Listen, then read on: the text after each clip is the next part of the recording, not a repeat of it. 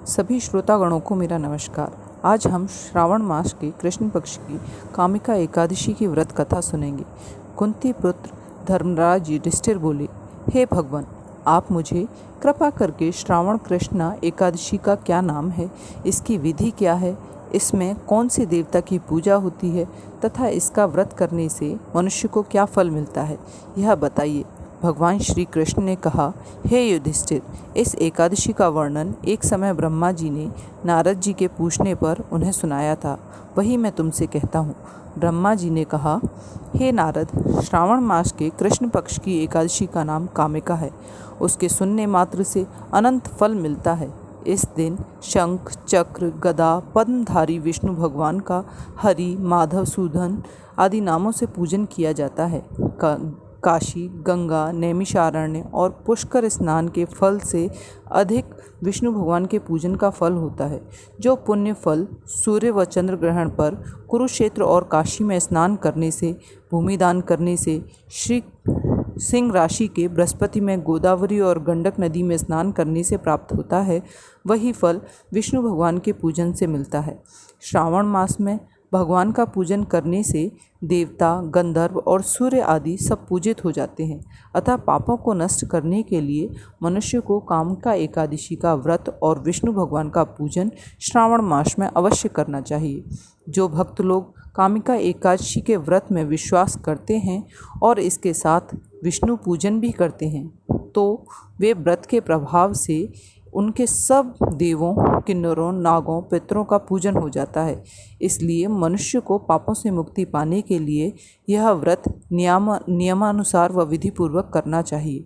भगवान ने स्वयं बतलाया है, आध्यात्म विद्या से जो पुण्य मनुष्यों को प्राप्त होता है, उससे अधिक पुण्य तो कामिका एकादशी के व्रत से ही मिल जाता है। यह व्रत मनुष्यों को मरते समय नरक में जाने से बचाता है। इसके पुण्य प्रभाव से कोई योनि भी नहीं मिलती।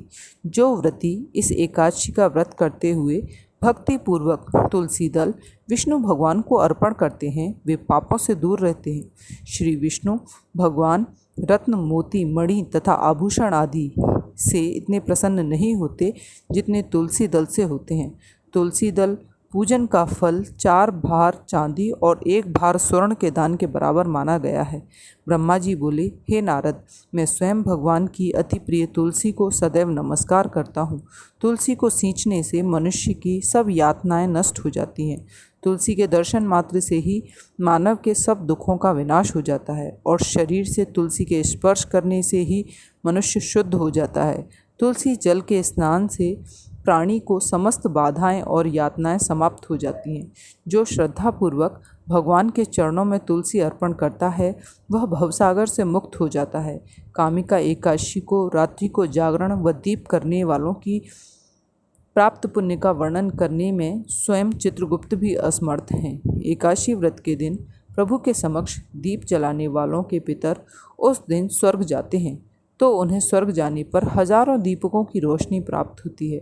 ब्रह्मा जी कहते हैं, हे नारद, ब्रह्म हत्या तथा भ्रूण हत्या आदि पापों से नष्ट करने वाली इस कामिका एकादशी का व्रत मनुष्य को यत्न के साथ करना चाहिए। कामिका एकादशी के व्रत के महात्म्य को श्रद्धा से पढ़ने या सुनने वाला मनुष्य सब पापों से छूटकर विष्णु लोक को जाता है। इस दिन फलाहार में आप गौ के दूध का सागार ले सकते हैं। दूध व दूध से बने हुए पदार्थ, मिठाई व आलू आदि ले सकते हैं। धन्यवाद। ओम नमो भगवते वासुदेवाय।